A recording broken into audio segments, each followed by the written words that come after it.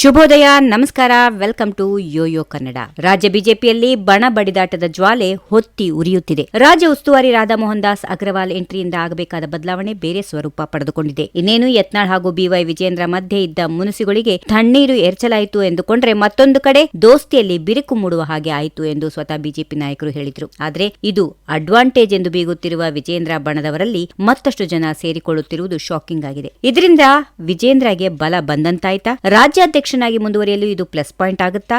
ಈ ಬಗ್ಗೆ ನೀವು ಕಂಪ್ಲೀಟ್ ಆಗಿ ತಿಳಿದುಕೊಳ್ಳಲು ಈ ವರದಿಯನ್ನ ಕೇಳಿ. ಹೌದು, ರಾಜ್ಯ ಬಿಜೆಪಿಯಲ್ಲಿನ ತಿಕ್ಕಾಟ ಶಮನಕ್ಕೆ ಉಸ್ತುವಾರಿಯಾಗಿ ರಾಧಾ ಮೋಹನ್ ದಾಸ್ ಅಗ್ರವಾಲ್ ಅವರು ಸರಣಿ ಸಭೆಗಳನ್ನ ಮಾಡಿದ್ರು. ಆದ್ರೆ ಇದಾದ ಬಳಿಕವೂ ಪಕ್ಷದಲ್ಲಿನ ಗೊಂದಲವೇನೂ ನಿಂತಿಲ್ಲ, ಹೆಚ್ಚಾಗ್ತಲೇ ಇದೆ. ಇದು ತಿಳಿದಿರುವ ವಿಷಯ.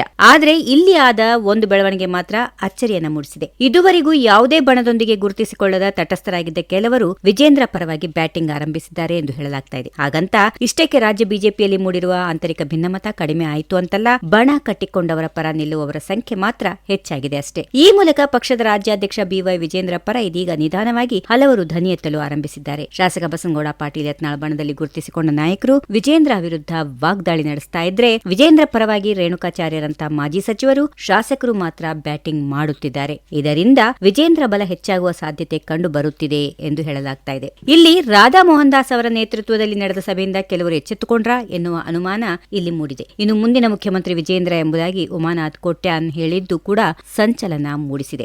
ಎಸ್ಆರ್ ವಿಶ್ವನಾಥ್ ಅವರು ಪಕ್ಷದಿಂದ ಹೋಗುವವರೆಲ್ಲ ಹೋಗ್ಲಿ, ಪಕ್ಷದಲ್ಲಿ ಕಡ್ಡಿ ಆಡಿಸುತ್ತಿರುವವರ ವಿರುದ್ಧ ಬೆಂಗಳೂರು ಶಾಸಕರೆಲ್ಲ ತಿರುಗಿ ಬೀಳುವುದಾಗಿ ಬಹಿರಂಗ ಎಚ್ಚರಿಕೆ ಕೂಡ ನೀಡಿದ್ರು. ಈ ಮೂಲಕ ಈ ಶಾಸಕರ ಹೇಳಿಕೆ ಯತ್ನಾಳ್ ಬಣಕ್ಕೆ ತಿರುಗೇಟು ನೀಡಿದಂತಾಗಿದೆ ಎನ್ನಬಹುದು. ಜೊತೆಗೆ ವಿಜೇಂದ್ರ ಪರ ಬ್ಯಾಟಿಂಗ್ ಮಾಡುವವರ ಸಂಖ್ಯೆ ಕೂಡ ಹೆಚ್ಚಾಗಿದೆ ಎಂದು ಹೇಳಬಹುದು. ಒಟ್ಟಾರೆಯಾಗಿ ನೋಡೋದಾದ್ರೆ ಬಿವೈ ವಿಜೇಂದ್ರ ರಾಜ್ಯಾಧ್ಯಕ್ಷ ಪಟ್ಟವನ್ನು ಉಳಿಸಿಕೊಳ್ಳಲು ಕಸರತ್ತು ನಡೆಸುತ್ತಿರುವುದು ಇಲ್ಲಿ ಸ್ಪಷ್ಟವಾಗಿ ಕಂಡು ಬರ್ತಾ ಇದೆ. ಜೊತೆಗೆ ಶಾಸಕರನ್ನ ಇಲ್ಲಿ ಸೆಳೆಯುವಂತಹ ಪ್ರಯತ್ನಗಳು ಕೂಡ ಜರುಗುತ್ತಿವೆ. ಆದ್ರೆ ಇದಕ್ಕೆಲ್ಲ ಈಗಾಗಲೇ ಟಕ್ಕರ್ ಕೊಟ್ಟಿರುವ ಯತ್ನಾಳ್ ಗೆಲುವು ನಿಶ್ಚಿತ ಎಂದಿರುವ ಭವಿಷ್ಯವಾಣಿ ಮುಂದೆ ಯಾವ ಸ್ವರೂಪ ಪಡೆದುಕೊಳ್ಳುತ್ತದೆ ಎನ್ನುವುದನ್ನ ಕಾಲವೇ ನಿರ್ಣಯಿಸುತ್ತದೆ.